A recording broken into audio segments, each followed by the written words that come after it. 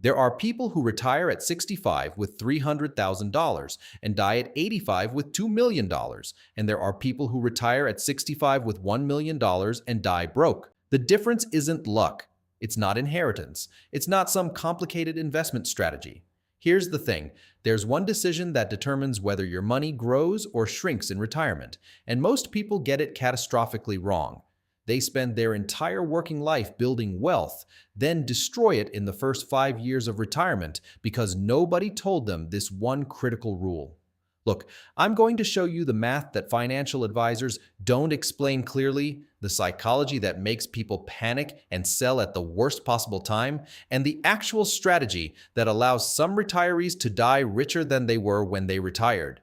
According to research from Morningstar, the average retiree withdraws about 5.5% of their portfolio in the first year of retirement. Financial advisors recommend 4%. That 1.5% difference seems tiny, right? Except over 20 years, that 1.5% difference is the difference between running out of money at 80 or having more money at 85 than you started with at 65. And here's where it gets really interesting. According to a study by JP Morgan Asset Management, retirees who maintained a disciplined withdrawal strategy and stayed invested during market downturns actually grew their wealth in retirement. But retirees who panicked during downturns and either withdrew too much or went to cash ended up broke. Same market, same time frame, completely different outcomes. The only difference was one decision. Now you might be thinking, Brian, retirement is about spending your money. How can you grow wealth while spending it? That's exactly the question that keeps people broke in retirement. Because the answer is counterintuitive, psychologically difficult, and mathematically precise. If you want to understand the one secret that separates retirees who die wealthy from those who die broke, hit subscribe. Because we're about to break down the math and psychology of the most important financial decision you'll make in your entire life. Here's what most people don't realize. Everything you've been told about retirement is designed to make you poor. The traditional advice is stop investing when you retire. Move everything to bonds and cash. Be conservative. Protect what you have. This advice will destroy you. Let me show you the math. Say you retire at 65 with $1 million. You follow conventional advice and move 80% to bonds and cash earning 3% annually.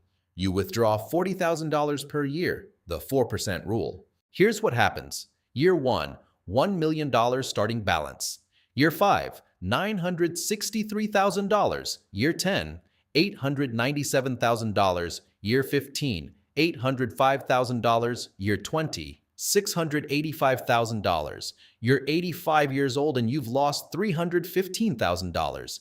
And if you live to 90, you're broke. But here's where it gets really interesting. Same $1 million starting balance, but you keep 70% in stocks, 30% in bonds. Same $40,000 annual withdrawal.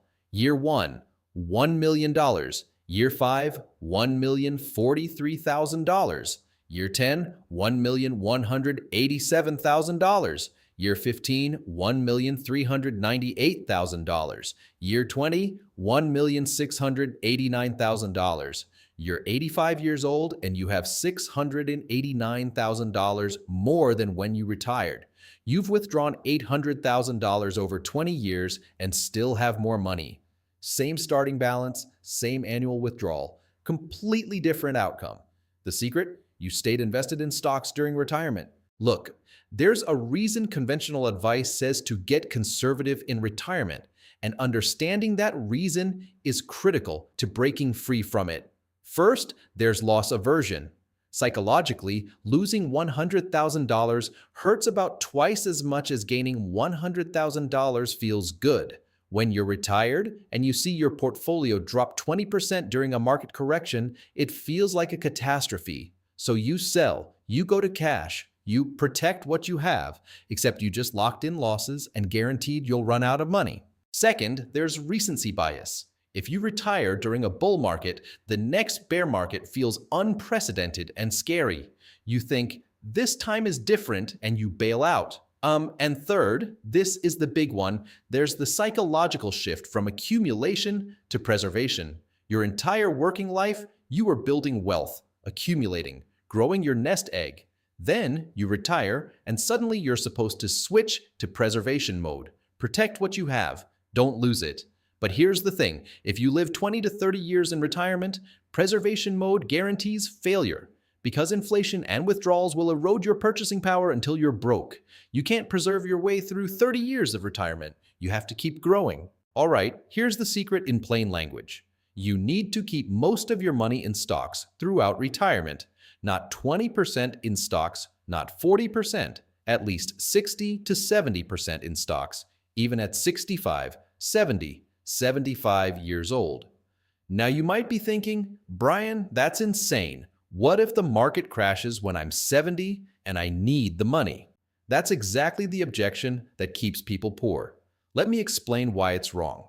Here's what most people don't realize. You don't need all your money on the same day. You're not withdrawing your entire portfolio at once. If you're withdrawing 4% annually, that means 96% of your money stays invested.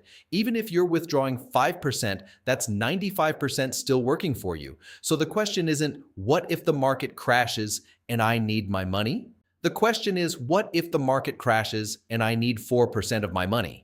And the answer is, you have 2 to 3 years of expenses in cash and bonds specifically so you don't have to sell stocks during a crash. This is the framework that changed everything for me, and it's what wealthy retirees actually do. Here's the actual implementation strategy that allows you to stay invested while never running out of money. You divide your portfolio into 3 buckets. Bucket 1, cash, 1 to 2 years of expenses. This is your emergency fund in retirement. If you need $50,000 per year, you keep $50,000 to $100,000 in cash or money market funds, earning 4 to 5%. This bucket ensures you never have to sell stocks during a crash. Bucket 2, bonds, 3 to 5 years of expenses. If you need $50,000 per year, you keep $150,000 to $250,000 in bonds. This gives you 3 to 5 years of buffer. When bucket 1 runs low, you refill it from bucket 2. When the market is up, you refill bucket 2 from bucket 3. Bucket 3, stocks, everything else. This is your growth engine. If you have $1 million total and you're keeping $100,000 in cash and $200,000 in bonds, that means $700,000 is in stocks. That's 70% in stocks at retirement, and you maintain that roughly 70-20-10 split as your portfolio grows. Now here's where it gets really interesting. Because you have 3 to 7 years of expenses in buckets 1 and 2, you can completely ignore short-term market crashes. Market drops 30%, you don't care. You're not selling, you're spending from buckets 1 and 2 while bucket 3 recovers. And historically, every market crash has recovered within 3 to 5 years, which is exactly why you have 3 to 5 years of buffer. Let me show you what this actually looks like with real numbers over a 30-year retirement. Scenario 1, traditional conservative approach. Starting balance at 65, $1 million, allocation 30% stocks, 70% bonds / cash, annual withdrawal, $40,000 adjusted for 3% inflation, average return 4.5%. Year 10, age 75, $886,000. Year 20, age 85, $657,000. Year 30, age 95, $312,000. You're 95 and nearly broke. If you live to 100, you're out of money. Scenario 2, bucket strategy, 70% stocks. Starting balance at 65, $1 million, allocation, 70% stocks, 20% bonds, 10% cash, annual withdrawal, $40,000, adjusted for 3% inflation, average return, 7.5%, year 10, age 75, $1,247,000, year 20, age 85, $1,873,000, year 30, age 95, $3,102,000. You're 95 years old and you have 3 times what you started with. You've withdrawn over $1.6 million and still have $3.1 million. And here's the kicker. In scenario 2, even if you experience multiple market crashes during those 30 years, the bucket strategy keeps you from panic selling. You ride out the crashes using buckets 1 and 2 and your stocks recover. In scenario 1, you're so conservative that you can't recover from inflation and withdrawals. You're slowly going broke in safety. Let me show you how this played out in the worst-case scenario. Retiring right before the 2008 financial crisis. Say you retire January 1st, 2008 with $1 million. Within a year, the market dropped 37%. Conservative retiree, 30% stocks. Their portfolio dropped from $1 million to about $890,000. They panicked, sold stocks, went to 100% bonds and cash. They never recovered.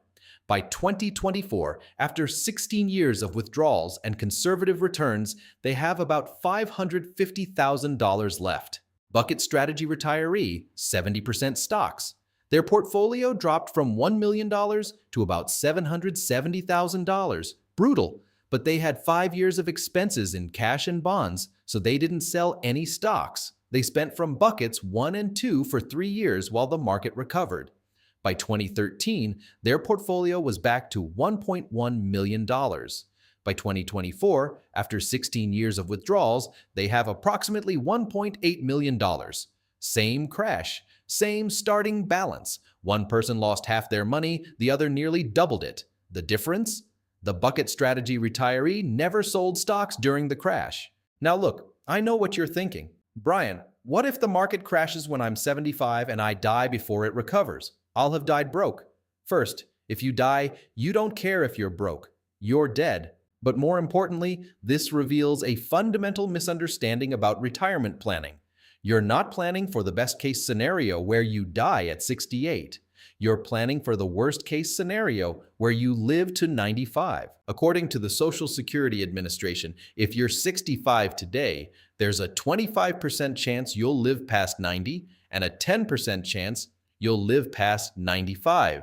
Running out of money at 90 because you were too conservative is a way bigger risk than dying at 75 during a market downturn. Here's the thing. The conservative approach guarantees you'll run out of money if you live long enough. The bucket strategy gives you a chance to actually maintain or even grow wealth. I'd rather take the risk of a market crash I can survive than guarantee poverty at 90. But here's where it gets really interesting. The withdrawal rate isn't set in stone. You should adjust based on market performance. If the market has a great year and your portfolio is up, you can take a little more. If the market crashes and your portfolio is down, you tighten your belt and take a little less. This is called dynamic withdrawal, and research from Morningstar shows it significantly reduces the risk of running out of money while allowing you to enjoy market gains. The mistake most retirees make is rigidly sticking to a withdrawal amount even when markets are terrible. That's when you're selling at the bottom, locking in losses. Here's something critical that nobody explains clearly. The order of your returns in retirement matters more than the average return. If you have great returns in your first 10 years of retirement and bad returns in your last 10 years, you'll be fine. You built a cushion early that can absorb later losses. But if you have terrible returns in your first 10 years and great returns in your last 10 years, you might run out of money before the good years arrive. This is called sequence of returns risk, and it's the biggest danger in retirement. Let me show you with actual numbers.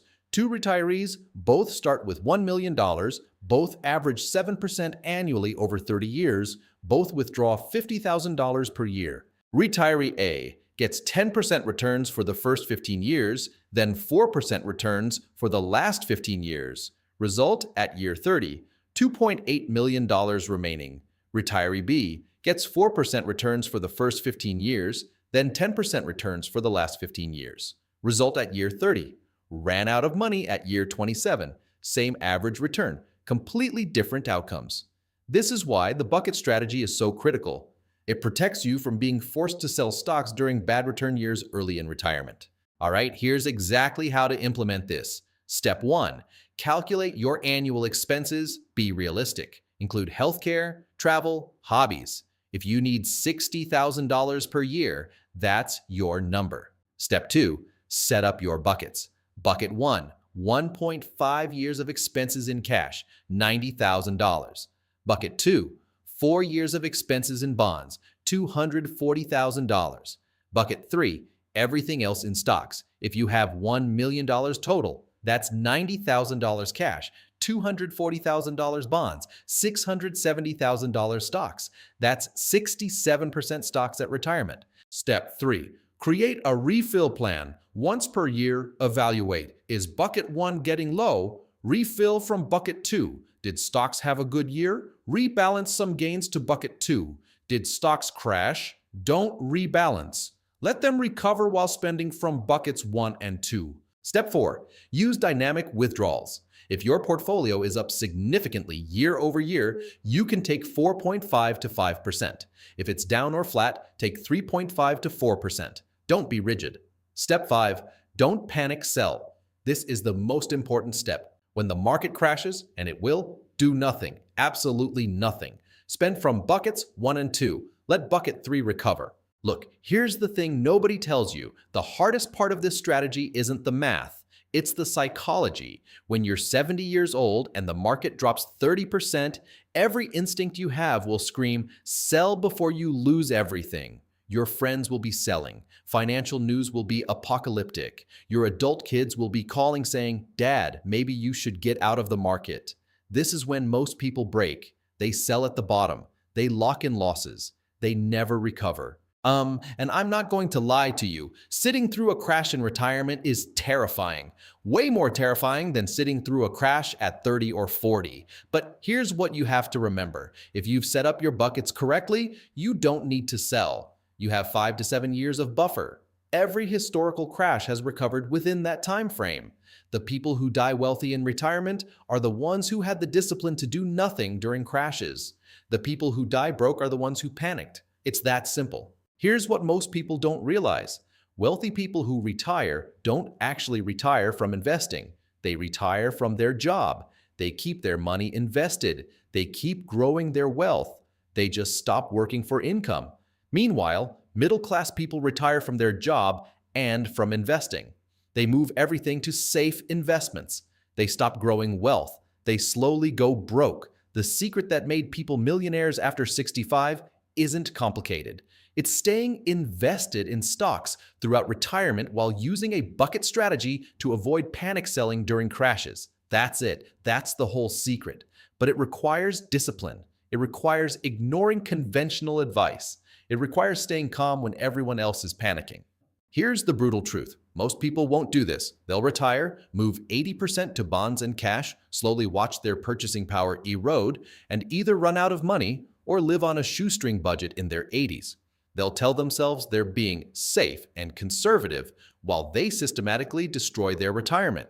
Meanwhile, a small percentage of retirees will stay invested, weather the crashes without panicking, and actually grow wealthier in retirement. The difference isn't intelligence or luck. It's understanding the math and having the discipline to execute the strategy even when it's psychologically difficult.